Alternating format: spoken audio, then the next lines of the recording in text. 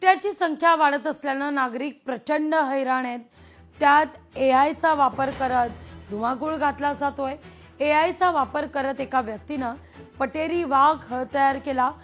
One विभागानं या व्यक्तीला आता अटक केलेली आहे। या तरुणाला अटक करण्यात आलेली आहे।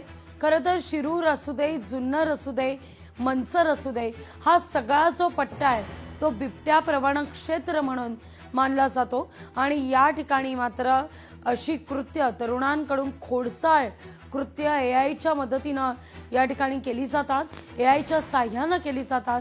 त्यामुळे असा खोडसाळपणा कुणीही करू नये असं वारंवार आवाहन करण्यात येत आहे।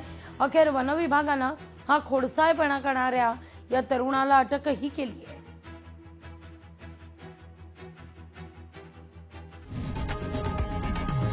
लोकशाही मराठी ऐका, पहा, जागरूक रहा।